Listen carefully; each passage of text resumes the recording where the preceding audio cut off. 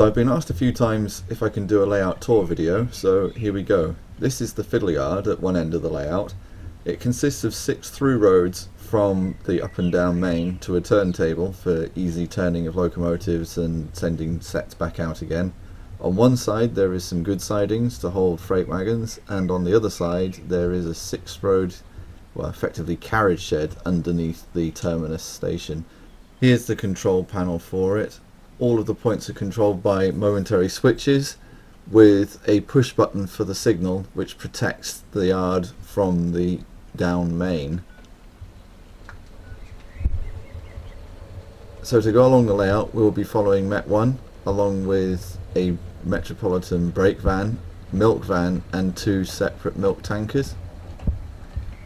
So setting off from the Fiddle Yard we head into a tunnel underneath the Northampton Victoria scene.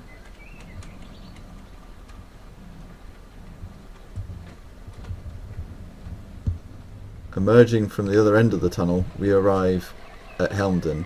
Now this tunnel didn't exist in real life, but there was a deep cutting in this location, so I took the liberty of adding the tunnel. Additionally, the track plan at Helmdon has been changed slightly from the original for reliability's sake. Here's the panel. There are a few more signals here than there are in the Fiddle Yard. The general arrangement is very similar, there is just a crossover missing. This was changed for reliability reasons as much as anything else. I'd rather have electrified points in everywhere. You can see a local train heading on the down line.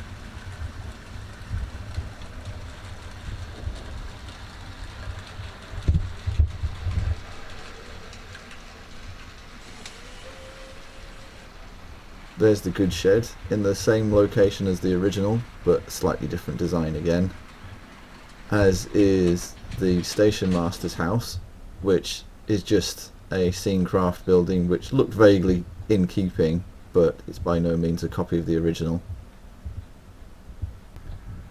At the far end of the yard there's a cattle dock, along with the 3 sidings, opposite the signal box.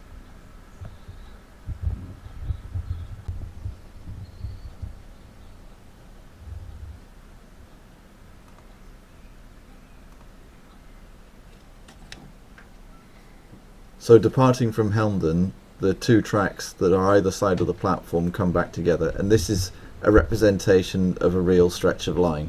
So there really was a station at Helmdon, as previously stated, and the general arrangement here has been just modified to make it fit in place. So the signal box is in the prototypical location.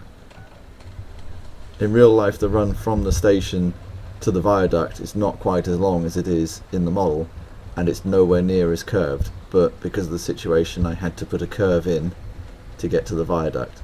The viaduct is of reduced length, but again it's just a representation.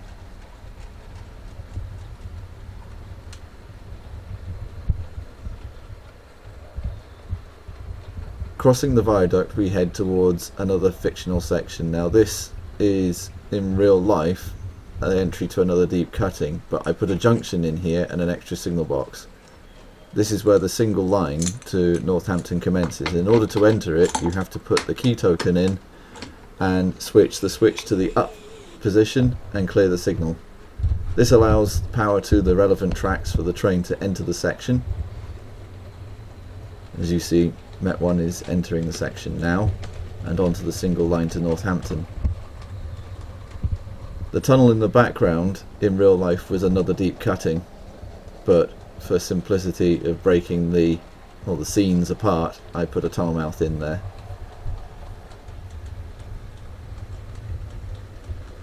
Heading round the back there's another short tunnel to break the 2 scenes, and then the continuation up the bank towards Northampton runs along the back of the layout.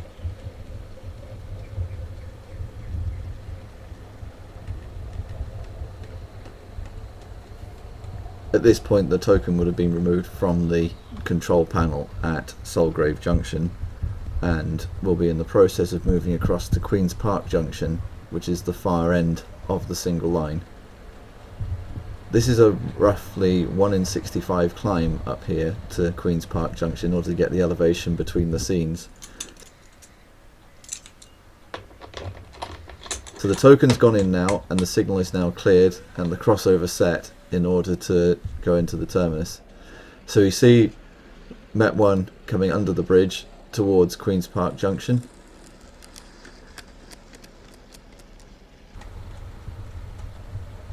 Now approaching the home signal, past the home signal, over the road, and there's the Great Northern Line in the background and the signal box.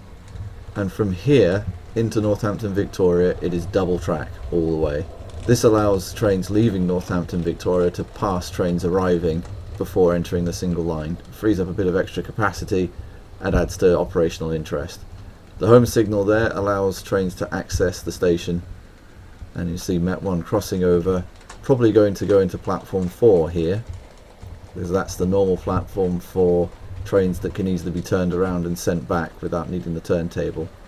So entering this scene, this is Northampton Victoria. In the foreground is the goods yard, behind that the loco depot with the 4-road engine shed and turntable, and behind that the terminus station itself, consisting of 4 platforms.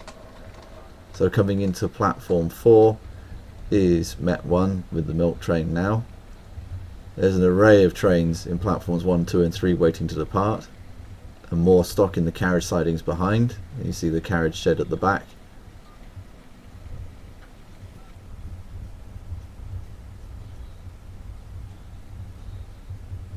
Panning round to show the goods yard. Plenty of goods there today in order to be taken.